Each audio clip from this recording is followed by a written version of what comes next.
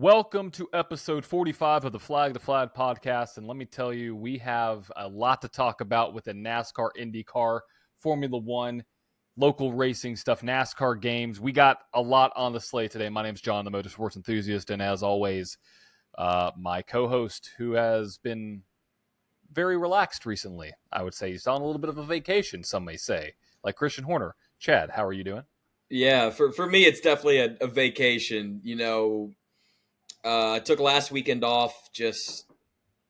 I wanted a weekend here, up at school, hanging out with my girlfriend. So it's been a lot of fun. But yeah, just been relaxed, getting schoolwork done, and yeah, getting ready for this upcoming weekend, which will be a pretty light weekend for me. But John, what have you been up to? You've been very busy this week. Yeah, just working, a lot of client work, a lot of videos going out on social. Have to record those and find time to do that. And so here we are on the 30th, middle of the week, recording our podcast. And so, yeah, just a lot going on. And, since we are at the middle of the week, we can kind of just start there and just briefly recap everything that happened this past weekend. Let's see if my internet doesn't just completely leave on me this time before I start talking about this. Yeah, this is take number 2. This is take 2, guys. Yeah, internet, for context, in the middle of my sentence, just decided to just leave. They just took a vacation like Chad did, or like Christian Horner, whoever you want to talk about here, and just like left. And I was like, okay, great, now we're back. We were talking for about 15 minutes, just kind of planning out the episode and whatnot. And then as soon as we started recording, it just cut out. I was like, wow. It's not a flag to flag podcast episode without technical difficulties. Yeah. But who didn't have technical difficulties this weekend was Alex Palou. Got the win again. Just dude's on an unreal run, and that's insane. Oscar Piastri, the same. I mean, Palou and Piastri, perfect out there in IndyCar and Formula One land. And then Bubba Wallace, huge win at Indianapolis, kind of shocked the NASCAR world and the Facebook commenters and people on TikTok, I got to say.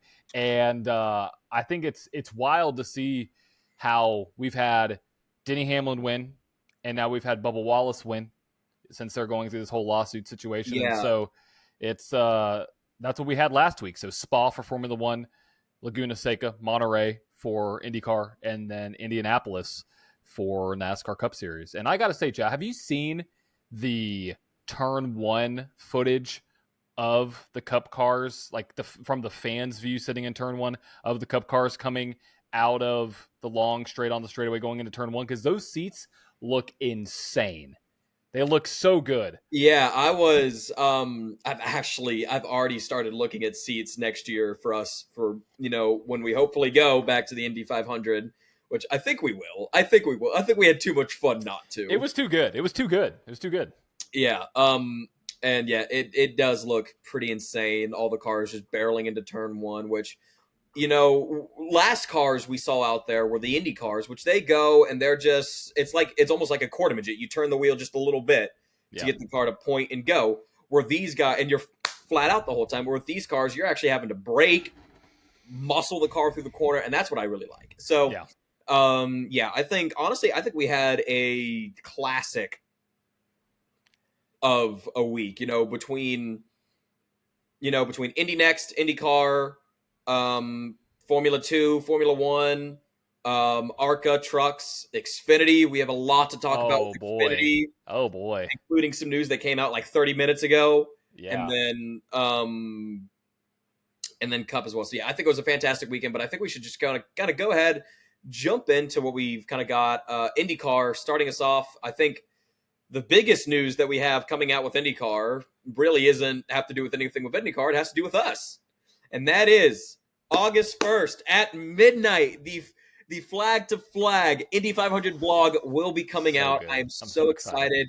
It is a month past due. It's like 4 months past due. To be I told myself, I said, I'll be happy if I get this out before the end of June. And then literally halfway through it, I had a massive corrupt file, and I was like, so I had to go through, almost restart the entire project, which I was kind of happy about. And I've tried a bunch of new cool editing stuff that I'm going to finish up tonight. And yeah, should be a lot of fun. But yeah, and I haven't seen it. To put this out there, I have not seen it yet. So Chad, I know, is going to embarrass the shit out of me and everybody else, and going to make himself look really, really nice in these clips. If I did that, I would have not included the fact where I forgot underwear. But No. you forgot about that, didn't you? No, I remember. I wasn't going to share that with the public, Shout out. It's about to be uploaded on YouTube. All right, it doesn't. Well, I didn't know if you included it. Again, you are the master here. 100%, I included. You can direct the narrative. You can direct how this narrative goes. So I mean, I don't know. It's I don't know. I love it. It's really funny. It's got some fun moments. How long is it? How long is it? Just give us a little preview. Do you know? Because I don't know. 20, 23, 20, 25 minutes. Ooh, so it's okay. So I can sit there and watch. That's just because we have a lot of footage. There's a few things I kind of cut out, but I mean, we filmed a lot, so it is pretty cool. Sick. But yeah, so other than that, the big thing we have coming out of IndyCar, we don't really have anything new or developing. Nope. The only big, really kind of, I don't know if you really want to call it a controversy or whatever, but coming out of Laguna Seca was I'm not even sure all the details. I haven't even had a chance to look at highlights or anything. But John, take it away. We had, I mean, IndyCar was looking like NASCAR there for a second. Yeah. So long story short, car spun on the Rahal Straight. Marcus Ericsson sitting backwards on the track, up in a blind corner for 1 minute and 28 seconds. And you're wondering, how do you know it's 1 minute and 28 seconds? Well, I went back and timed it. And let's just say IndyCar did not throw a caution, trying to give Marcus Ericsson a shot to get back going, which I think is absolutely ludicrous. Nope. What are you doing, Chad? All right. Nothing. Just keep going. No. I'm proving a point, but keep going. Oh, you're proving a point? Okay. Keep going. Hopefully you're on my side if this is a point that you're proving. But either way. Oh no, it is. Don't worry. Okay. So it's very interesting to see how long they waited, because the Will Buxton and Hinchcliffe were like, y'all called them everything except idiotic. It's insane. It's nuts. All this different stuff. And I was sitting there. I was like, if we get a car, so if we get side by side, which is probably going to be rare coming out of turn 6, but if we get a car side by side or offline, which they're probably getting radio communications anyways, a car is going to just take a ramp. Yeah. It's going to see like what we would see with, oh my gosh, was it Franco Colapinto who almost ran into the back of that car in the tunnel at Monaco? I think it was Colapinto. Similar situation. Sometimes what we see with or like what we saw at Gateway. Oh yeah, with Ross Chastain and was it Ross Chastain at Texas? It was Ross Chastain, Kyle Busch at Texas. Yeah. Yeah. So yeah, that was rough. Definitely need to get their eyes checked because that was rough. I'm sorry, it was just terrible. Like, yeah, I get giving the guy a chance to get back going, sure, but give him 10, 15, 20 seconds. Give him 20 seconds, maybe 30, but a minute and a half. Like those guys can go around him almost twice. Well, about half of the field can go around him another time. All right. So in between those two snaps I did, that's how long? Wow. That's how long. That's rough. I got a lot of words in two snaps. That's how long. Yeah, and so that's the big thing. I don't know what's going on. Not good. They took a book out of NASCAR, took a page out of NASCAR's book there. Which NASCAR I can kind of understand. They're just trying to get them back to the line. We don't have that rule in IndyCar. So why are we doing that? All right. Now, I understand it's a road course. These guys are a little bit more spread out, but come on.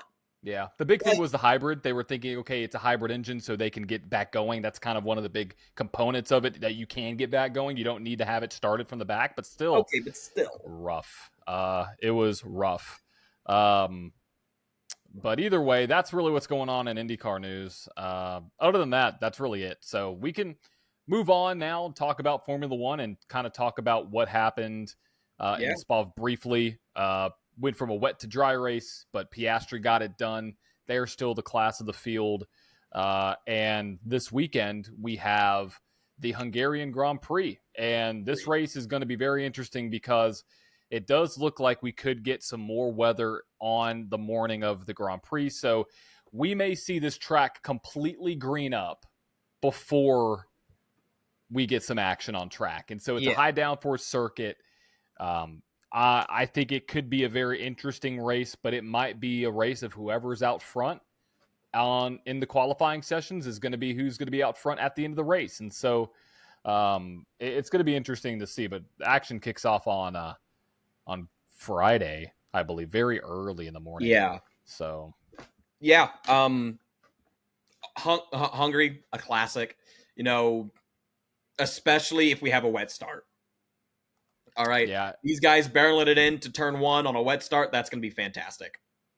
It will. I just glitched out like crazy. You did. That was weird. Have you ever seen Supernatural before? No. The TV show? That looked like exactly what happens when like a demon comes through. It's kind of weird. Oh. Yeah. It's like You're the one wearing all black, brother. I don't know. I'm all in white over here. I'm an angel. You're a demon. That's actually crazy. Look at this. Wow. Look at that. That's crazy. You're wearing black on black. I'm wearing white on kind of like beige, but no, you're wearing cinnamon. I am wearing cinnamon. You Eat are my cinnadust. Eat my I love that shit. Dude, it's so good. Dumb, but I love it so much. It's so good. It's so good. I do watch this, by the way, and I don't wear it that often. So it's like the 3rd episode in a row you've worn it. I looked back, and so last week I didn't wear it, but the previous episode I did. So but yeah, so we got Formula 1 action in Hungary this weekend. Really quick running through the schedule Eastern time. You got practice 1 at 7:30. On Friday, practice 2 at 11 on Friday, practice 3 at 6:30 in the morning on Saturday with qualifying at 10 a.m. and then the race is at 9 a.m. on Sunday. So a little bit of an early start. And then we have a break until we hit the Zandvoort. And so our second little break there. So, Chad, I'm going to say, I think it's time to talk about our picks. So, yeah, we, real quick, I still want to look at the championship here. Okay, yeah, the championship, yeah, because it still kind of matters, for at least for drivers. Yeah. Constructors, no. Oh, yeah, constructors is done. All right, I haven't done the math on constructors yet, but, and this is going to sound really dumb, but it's true. Statistically, John's shaking his head because we talked about this before the podcast. Statistically, every driver still has a shot at the championship. And statistically, Lance Stroll still has an opportunity to be a good driver, but both are never going to happen. Oh, yeah, without a But, yeah, the way I do it is with the remainder of the 2025 season, there are 299 points up for grabs. Oscar Piastri only has 266. Therefore, if Oscar Piastri and a handful of the drivers finish outside the top 10, and a few of the lower guys win every sprint and every race, they could take home the championship. Interesting. Statistically, and honestly, I'm a nerd for numbers. All right, and I like that kind of stuff. All right, John, you are too a little bit.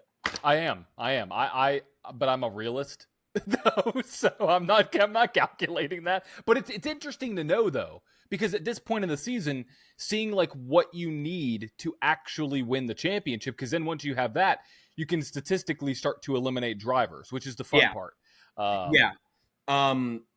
But yeah, with that, also with that being said, Palou and Pato O'Ward are the only 2 drivers in IndyCar for the championship at this point. And even then, it's still a long shot for O'Ward. But yeah, looking at this championship, the sprint race win for Verstappen helped him a little bit, but there is going to be something would have to go catastrophically wrong for McLaren. Man, I did it again. It's when I switched tabs. It's so weird. Something catastrophic would have to go wrong with Lando Norris or Oscar Piastri for them to not win. Max Verstappen's there, but Max would have to be pretty darn good. He would have to. I would imagine win out almost. Honestly, yeah, and yeah, but what I think is really interesting is that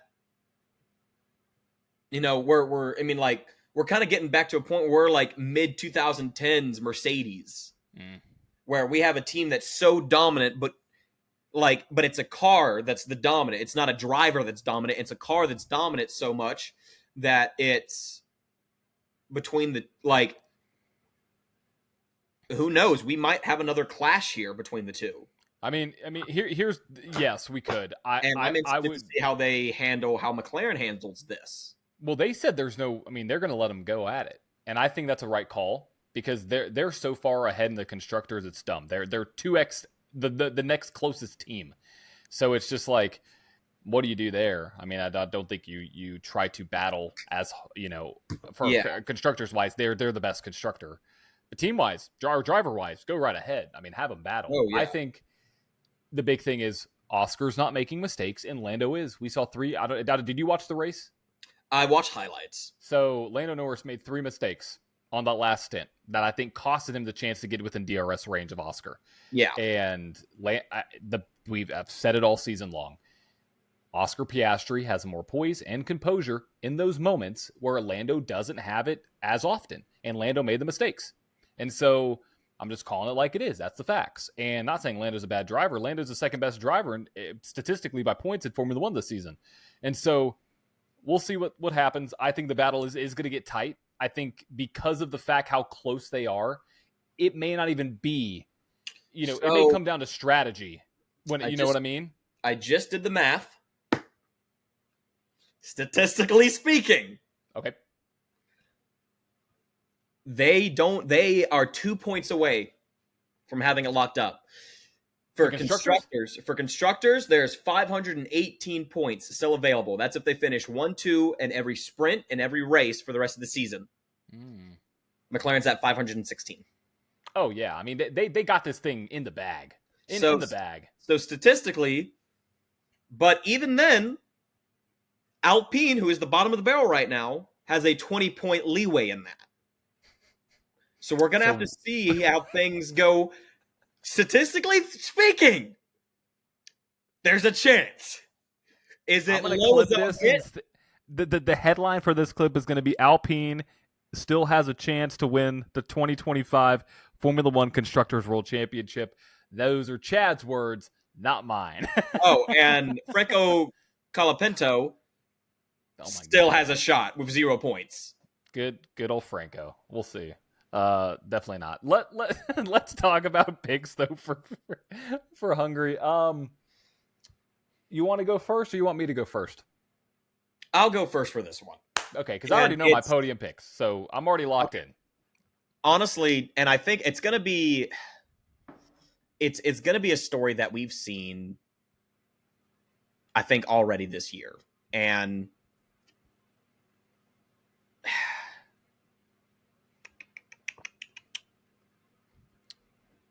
the wheels are turning in his head. It is, because I'm trying to pick a winner, because I already have a good feeling of who my top 2 is going to be. It's going to be McLaren 1-2.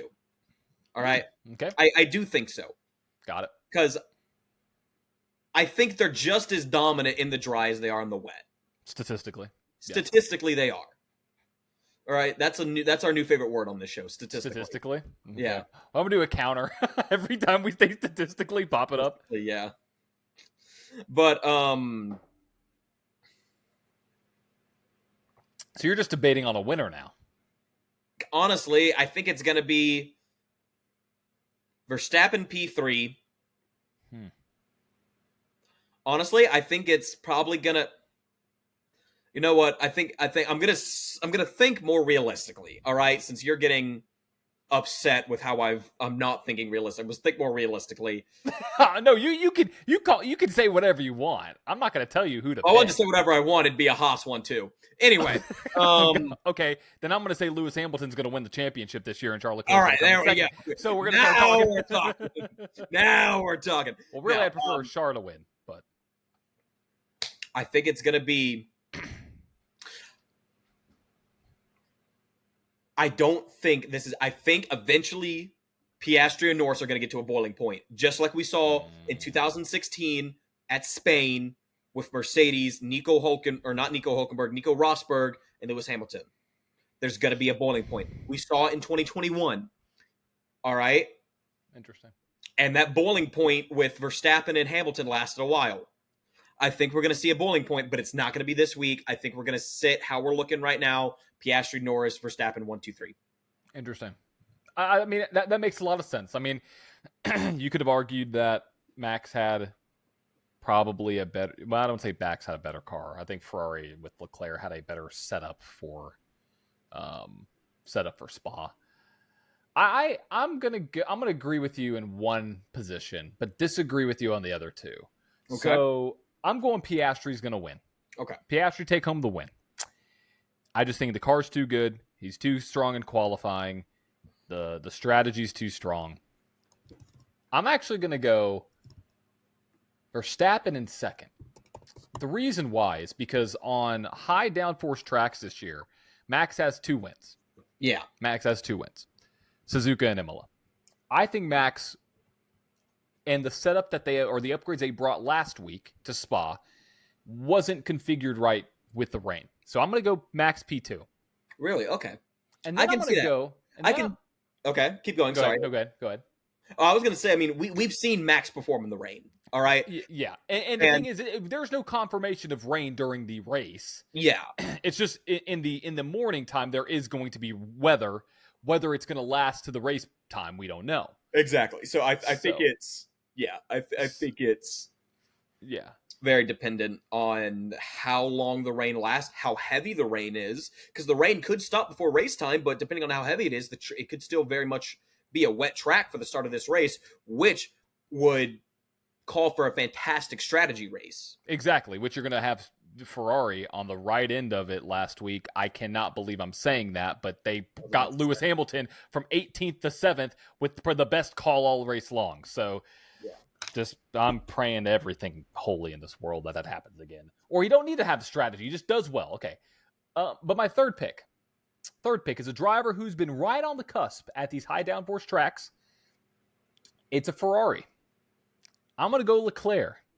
So I'm going to put Lando Norris finishing in 4th. So if I have to call my shots, Oscar, Max, Leclerc, Lando. Something about this, I feel like I don't know. I know Lando's car is McLaren has the fastest cars, no matter what.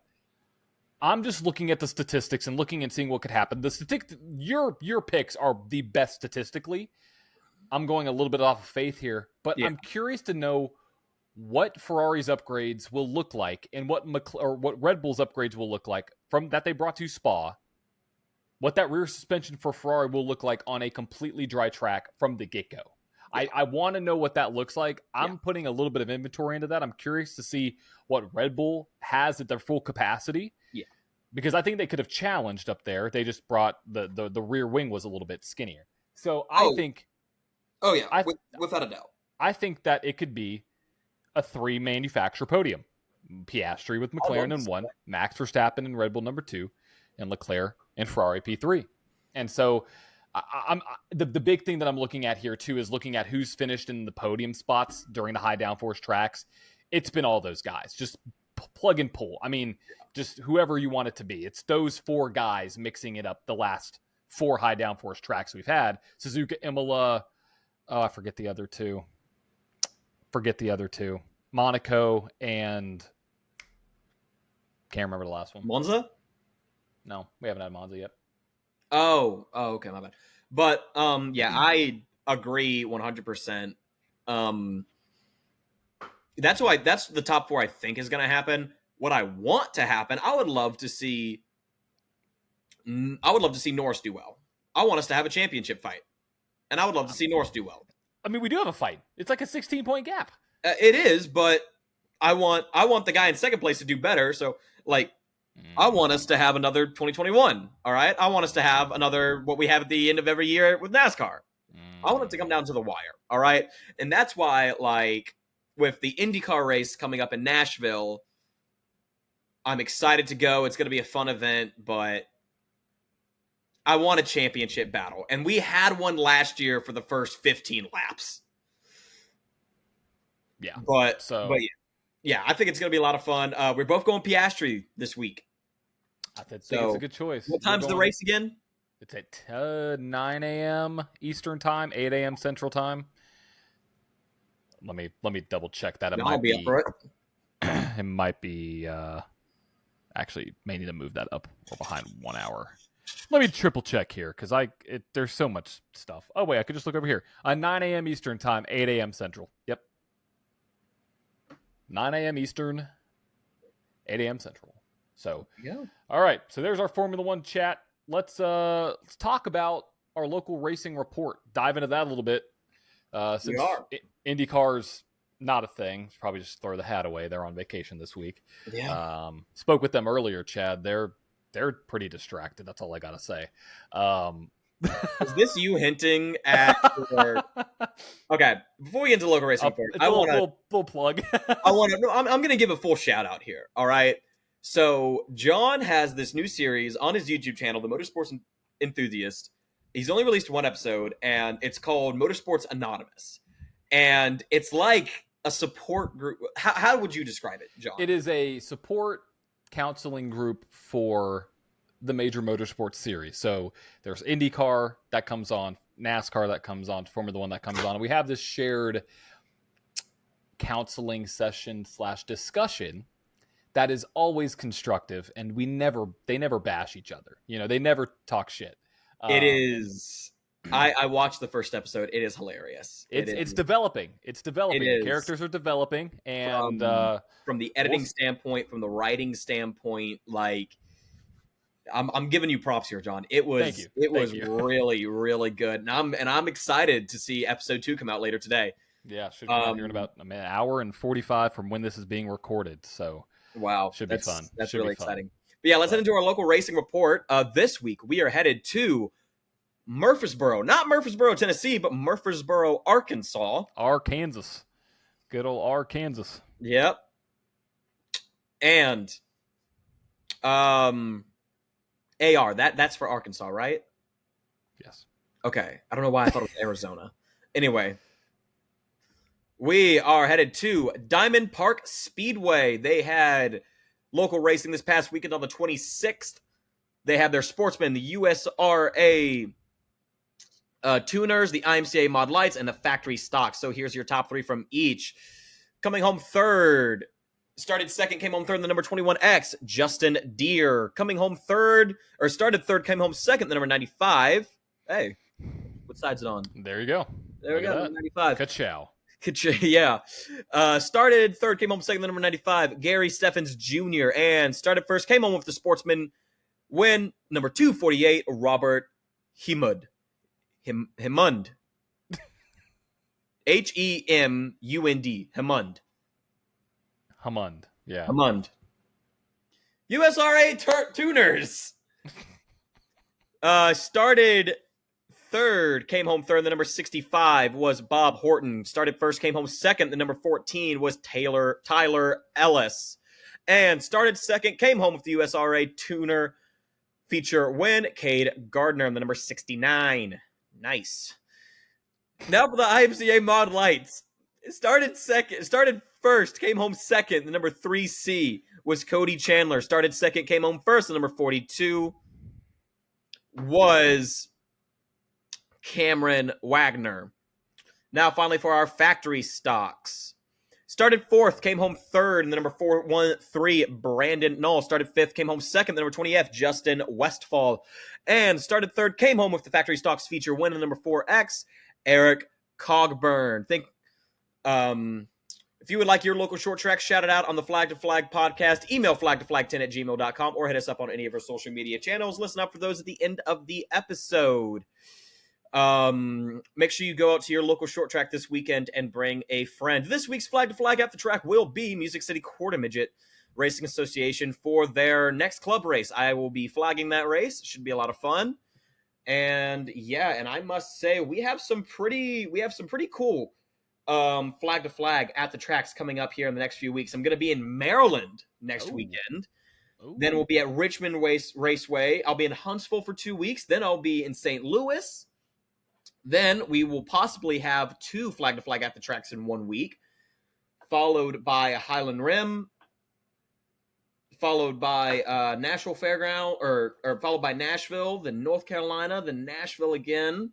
Goodness gracious, dude. And we have a big announcement that is coming up here. We are still ironing out a few things. John knows about it. He doesn't know that he knows about it, but he knows about it. And we have some big news. We're still waiting for something that's going to be happening towards the end of this season. So, yeah. But let's get back to it for NASCAR. Yeah, so we have a lot to talk about here. A lot to talk about. Let's start off with some video games. Oh, yeah. NASCAR 25. Yeah, NASCAR 25.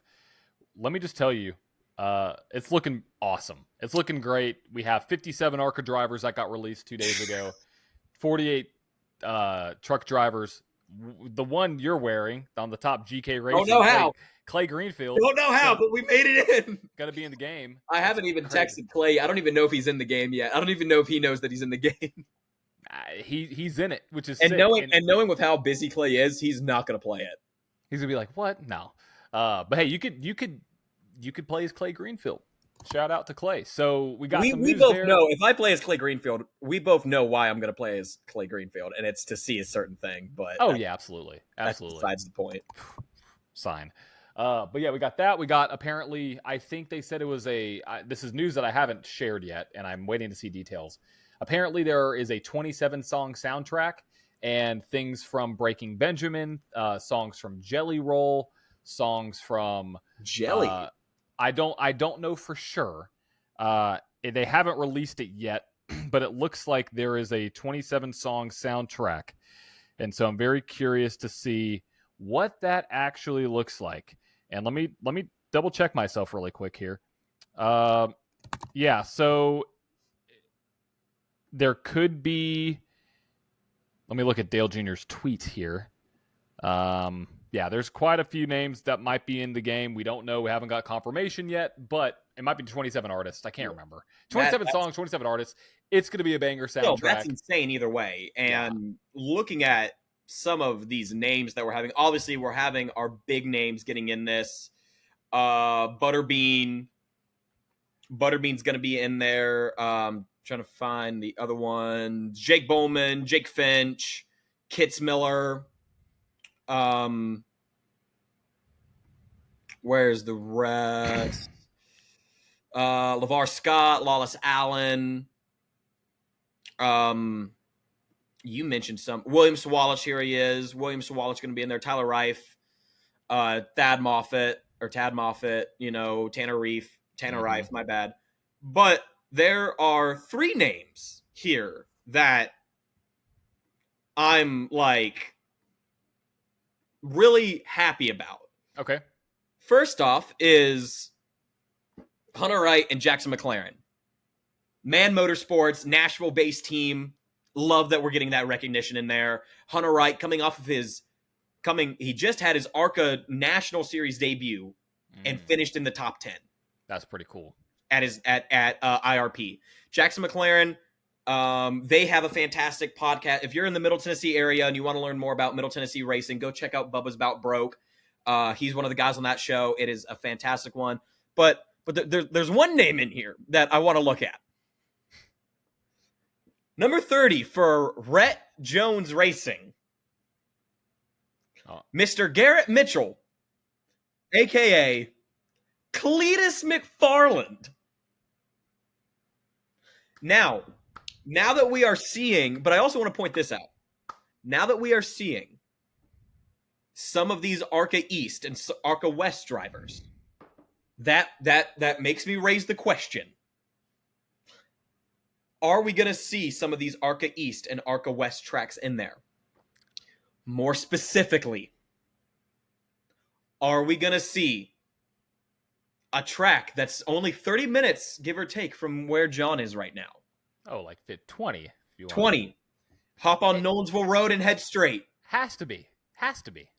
Nashville Fairground Speedway. The first time it's been in a major video game since SRX. I feel like it has to be. Because it's scanned on iRacing. I mean, iRacing has all the files. Yeah. They have all the juice. They just got to put all the juice and make this great mixture and put it together into this game. Yeah. I think it should be there. We have no official announcement on tracks. We have seen Talladega. We have seen Bristol, obviously. But I don't know. We have like 2.5 months before this thing drops. So, which seems like forever. Which we also now have an official launch date. Yeah. October 14th, which is a bit later than I think people expected. I think people were expecting more September, August, but they did say it was the fall. That is more in the fall, so But I would rather than push it a little bit later and get it right than put it out early and it'd be shit. Yes. But now looking at the Truck Series roster, once again, don't know how. I'm happy, but I don't know how GK Racing and Clay Greenfield are in this field. But it's I love seeing it, and it's amazing. Corey LaJoie is in it. Dawson Sutton. That's fantastic to see. Seeing another Nashville driver, formerly Nashville-based team there. Let's see here. Gio Ruggiero, Jack Wood, Jake Garcia, Josh Balicki being in there. Kyle Busch. Yeah, it's a Kyle Larson. Yeah. That's interesting to see in there. Luke Baldwin. Obviously got Corey Heim. Ross Chastain, Rajah Caruth, Parker Kligerman. I'm happy to see he's going to be in it. PK, absolutely.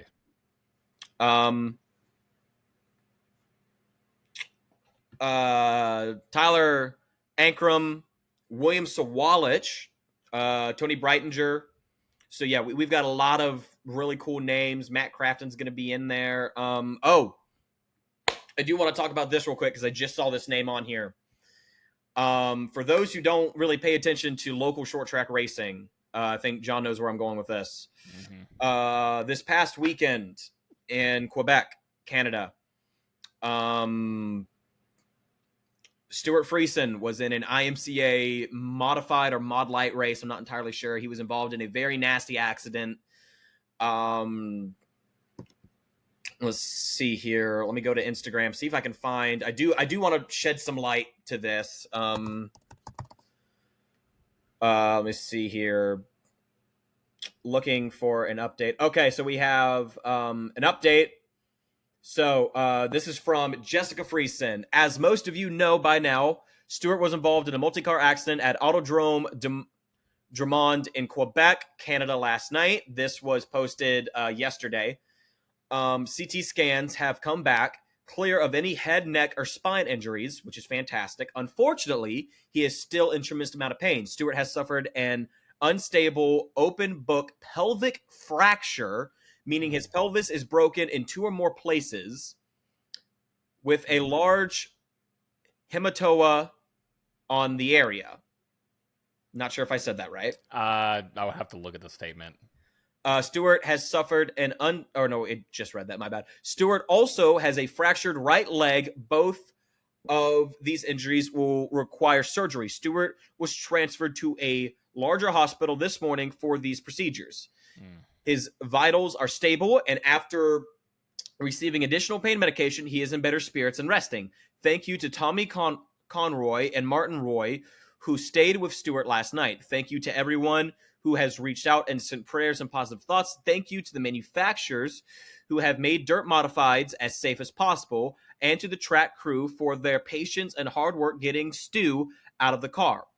We will share more updates as soon as we have them. Thank you for your continued support. Jess, that was yesterday. 22 hours ago, July 29th, technically yesterday as well. Stewart continues to be in serious but stable condition here at a hospital in Quebec.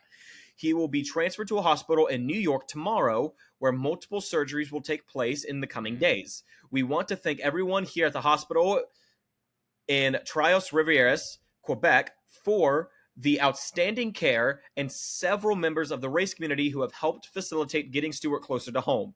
The outpouring of support from all of our racing family has been overwhelming in the best way.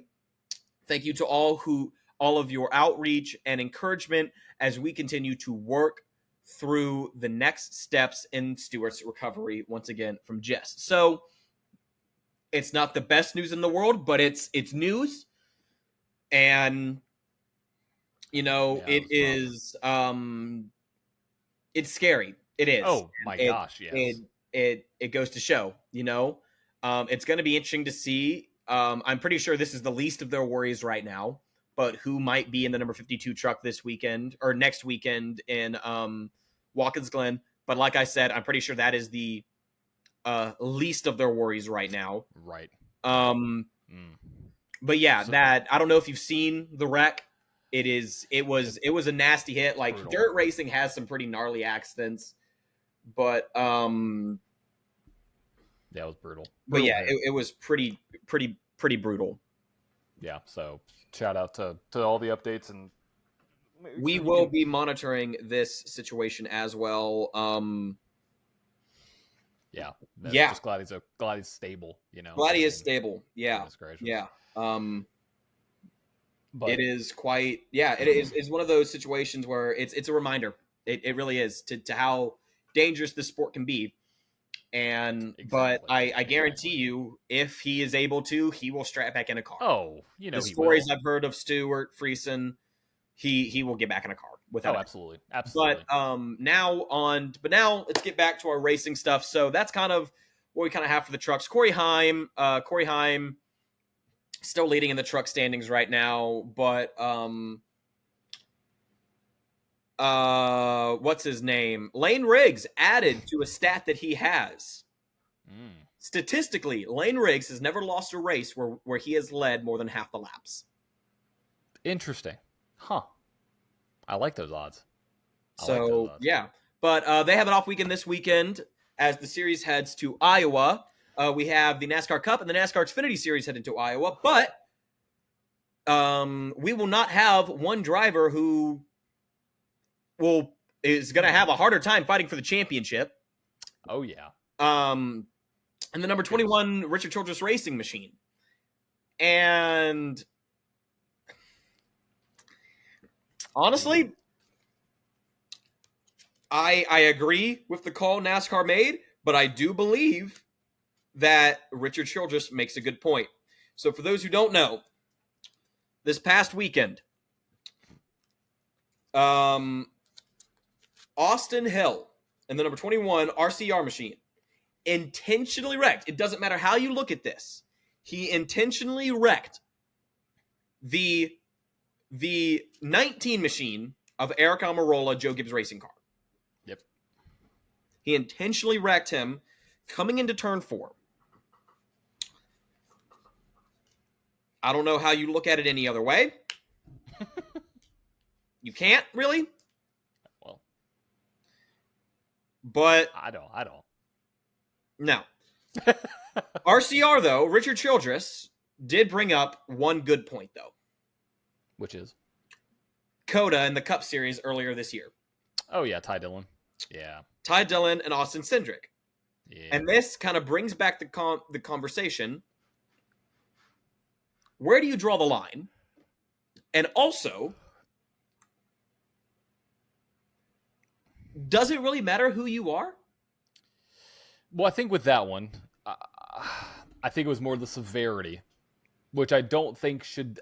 I've gone back and forth with this because if you're going to right hook somebody, you're going to right hook somebody, right? Should the severity matter in what happens? I don't know because actually I do remember what I said. It goes back to the intent. The intent was to wreck somebody.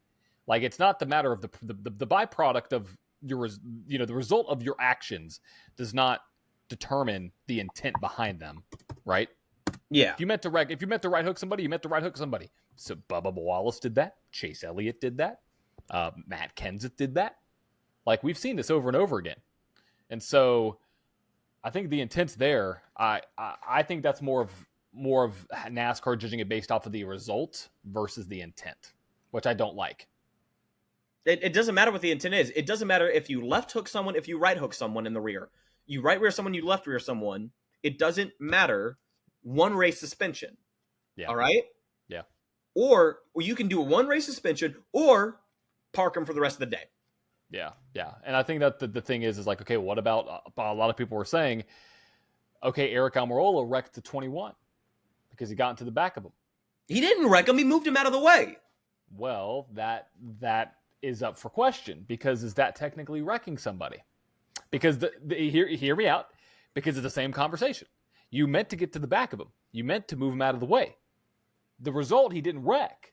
The same situation with Ty Dillon. The result didn't wreck. You know what I mean? It's tough. I'm not saying I agree with it. I'm just saying it was one thing that Eric Almirola, he got into the rear bumper, square on the rear bumper, to knock Austin Dillon out of shape a little bit, move him up the racetrack, and get under him. All right. We see it all the time. Go to Highland Rim this weekend. Go to Highland Rim this weekend. I guarantee you'll see it 50 freaking times. Yeah. All right? Also, I don't know if you want to go to Highland Rim or not. Anyway. Yeah. But you move someone out of the way. That's one thing. All right? And I'm willing to take a bet that next race, Austin Hill is going to not have white gloves on. I hope he doesn't. Dude gave away his whole thing. All right? Because you saw the white gloves turn hard left into the right rear, knock him straight into the wall. Yeah, I've also seen some people say that Austin was still trying to correct and that his steering was a little off. Even if that was the case, what about the radio message afterwards saying F this, F that, F NASCAR, all this other stuff? Yeah, that's fair. You should. How are you going to say all that and then say that you were still trying to gather it up? Yeah, I don't see it that way. I don't see what I just said, like how if his steering was off, why would he immediately go like that? If his steering was even off. And so I've seen crazy stuff. I've seen people say Creed got into him first and wrecked Hill into Almirola. I've seen this. I just got a comment that it said, quote, the side draft. He got sucked into the side draft. Bro, I've seen everything here. So yes, he got sucked into the side draft at the short shoot at Indianapolis. Yes. It is so crazy. I had somebody who'd argue with me in my comments. He was like, but you didn't mention that Creed got into the back of Hill before he got into Almirola. And then I went back and looked, and actually there was a simultaneous hit where Hill came down onto the right rear of Almirola into the right front of. Even then, it wasn't. Creed was blowing up because he had cars sideways in front of him. Yeah, so it's hilarious. Oh my god, I gotta read some of these comments. I might instigate an argument in your comment section again. Don't do it, but you could look at it. You should look at it. It's great. Okay. It's great. I will. But yeah, Austin Dillon will be in the number 21 machine. They'd have a better result just not even filled in the car. I'm gonna be. I like it. Oh, we just so fun, so fun. But that's what's going on there. If you see it any other way, I would love to hear any thoughts. So let us know in the comments of this YouTube video that we're gonna put out and our podcast episode. But let's move on to really quick. I want to say Connor Zilic is an absolute god. He is insane. His skill at such a young age, it is wild. It is. Like, he's good. He's good. He's good. I mean, his average finish since he's come back, like, it was at like 2.3 or 2.4. It's probably getting down into like the low 2.1s, maybe even 1.9. Like, this dude, I don't think he's finished outside the top 5 in his last like 8 or 9 races. Yeah. And he's won 3 races. It's berserk. I want to say this. Also, congratulations, Junior Motorsports, getting their 100th win. That is fantastic. But I did want to raise this question because I saw this clip on Denny Hamlin's podcast, Actions Detrimental. Okay. And I wanted to raise this question to you as well, John. Okay, cool. Is Zilic ready for Cup? I'm going to agree with what he says. Zilic actually said about being in Cup. His best shot to win is on a road course. I will 100% agree with that. I think the learning curve is it's going to be very small because of how well he's done. And the experience he has in the car at road courses, he can pick things up pretty quick. From that he can adapt very quickly. I think he'll go into the Cup Series in that. We don't know yet. We don't know what car. Could it be the 99? I wouldn't be surprised. I wouldn't either. I think what you're probably going to see is he's going to get into the Cup Series. I think he is ready. He may go to a car that might not be great, but I think he could outdrive that car. So it's going to be like a Verstappen situation. He's going to outdrive what the car is able to do. I think he's ready. I want to see him in it. I mean, he's won the Rolex 24 at Daytona. He's done very, very, very well in Xfinity. He has. And won on different style of tracks. If he hadn't won on ovals before, I would be like, okay, let's back this up a little bit. Yeah. But he's won at Pocono. He's won at Dover. Did he win Dover? Yeah, it was a short race at Dover. And now won in Indianapolis. Like, not easy tracks. Not easy tracks to win on. No. I think he's ready. I think he's ready. I think he is too. And, it is, he comes from more of a road racing go-kart-ish background, and someone else who comes from that kind of background is Shane Van Gisbergen, last night got his first ever oval track win. That'll be mentioned in my episode, actually. I talk about it. Yeah. So yeah, my driver got like 8th, so that wasn't. Michael got 8th. You got beat by the New Zealander. You got beat by the Kiwi. There was. I don't know what it is. Apparently, Scott McLaughlin did something to piss off Michael. I don't know what, but then again, knowing Michael, everything pisses him off. So, love to know what it is. Oh yeah, but also real quick before we get really deep into I just smacked my computer. Also, real quick before we get really deep into Cup racing, coming out literally probably about an hour ago at this point. Yeah, Josh Williams, one of the biggest personalities in the garage area. Kaulig has announced that they are splitting ways effective immediately, and Carson Hocevar will be in the number 11 machine or 10 machine this weekend. Yeah. I don't know how I feel about that. I wonder what it was. I wonder what caused it, because could it be a lack of performance? Could it be personal things? Could it be business things? We don't know. I don't know. But it really does stink. Josh Berry, he is an incredible guy.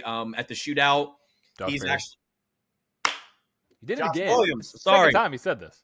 Come on. Josh Williams is an incredible guy. He parks right behind, or he's staged. Their pits are right behind us in the garage area at Charlotte.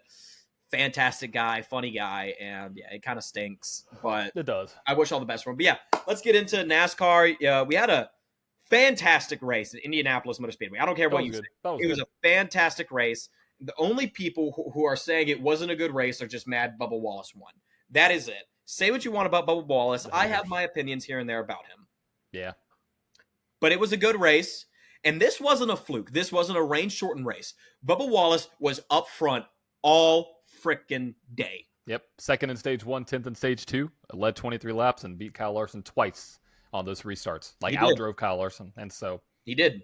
On great fuel strategy, by the way, too. Fantastic. I mean, putting him in a position to be able to do that, that's the thing, is he was in position by his team. Then he executed on what his team was able to give him position for. You know what I mean? So, it's all around great win. Team win, 100%. And so he's locked in. We got 4 races left, 3 spots left up for grabs. So are we going to see a new winner this weekend, Chad? I hope we do, honestly. I don't think we are.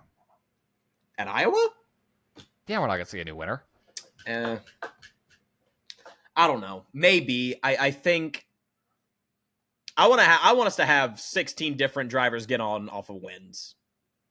That's what I want. Yeah.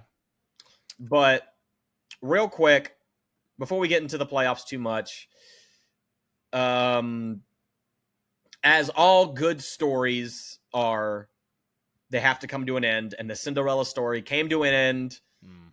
In Indianapolis, Ty Gibbs second in the in-season tournament to Ty Gibbs. You said Ty Gibbs was second to the in-season tournament to Ty Gibbs. Oh, Ty Dillon. Sorry, it is.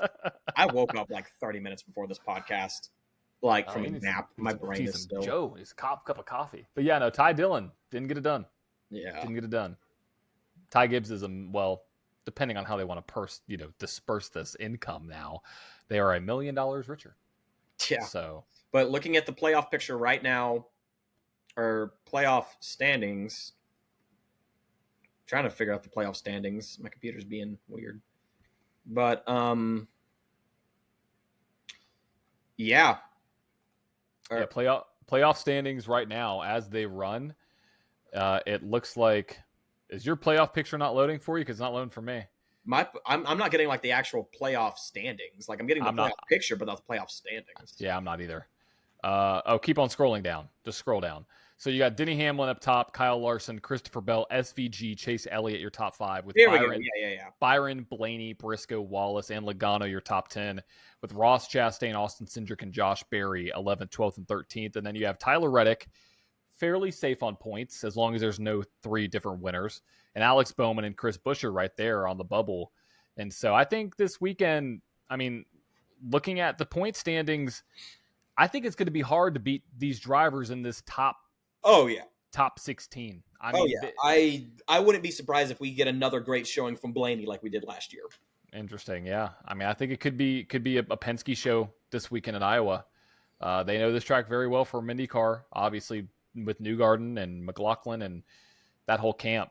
So we got the Cup Series at Iowa this weekend, 3:30 p.m. on USA. Chad, who is your official pick for Iowa? I guess you went first for Formula One. Yeah, I'll go first. I'm looking at this, and we only have not much data on this race at all. I gotta look at Blaney. I mean, it's too. Now, here's the thing. I think the Penske curse might be transitioned over to NASCAR because you saw both Penske's blow tires in Indianapolis. But it wasn't Ryan Blaney, so Ryan Blaney's due. So if I'm going to go with my strategic statistical brain, I'm going to go Ryan Blaney for the win. I don't know who my other driver would be, so I got to figure that out. Chad, who's your pick? The driver I'm picking already has a win this season. He's already in the playoffs, and he is coming out of the Penske camp. However, it is not Ryan Blaney. I'm going to go with Joey Logano. Wow. I think that he knows this style of racetrack really well. He's really good at these style of tracks, these short tracks. But I think we're going to have an upset. I think someone who is also really good at these smaller types of tracks, like Richmond, like Iowa, currently 18th. Yeah. Kyle Busch. Oh no. Come on. I think he'll be in the top 10. I don't know about a win. I don't know. It's a little bold. It's a little bold for me. Yeah. Because I'm looking right now at some stats. That's what I was looking at. And that's bold. It is. I like it though. I mean, we'll see. So your official pick is Logano? Logano. Okay, your official pick is Logano. My official pick is Blaney. If Penske has a curse, let me tell you. And it'd be interesting. The Penske curse comes at the tracks that IndyCar races at as well. Isn't it weird? It's weird, dude. Which makes me excited for Gateway. Bro, who knows who's going to end up on their lid at Gateway? Goodness gracious. I'm curious to see what Chris Buescher does at Iowa. Also, I'm curious to see what Ryan Preece does. Ryan Preece, top 5. Lock that in. So we'll see. Good. Well, thank you so much if you have listened this far along in the episode. We greatly appreciate it. John, where can they find us? At Flag to Flag Podcast everywhere on socials. That's YouTube, Facebook, Twitter. We don't do anything with. On Instagram, it's at Flag to Flag _podcast. And always listen to us on Spotify if you're listening to this via audio or video, I guess, on Spotify. And make sure to share this with any motorsport friends and make sure to follow us on social because we will be hopefully getting content out this week. Again, we're slammed. We got to talk about that afterwards. But we've reached the last lap here and the checkered flag. I'm going to wave my hand because I don't have a flag with me. But we will see you next week on episode 46 when hopefully our picks come true and maybe we'll see. Really quick, one thing I do want to mention, the Cars Tour Throwback Classics are this weekend. The Pro Late Models and the limited the late model stocks. That'll be this Friday. And then IMSA will be racing at Road America this weekend. Last little plug there. But from myself and from Chad, we'll see you next week.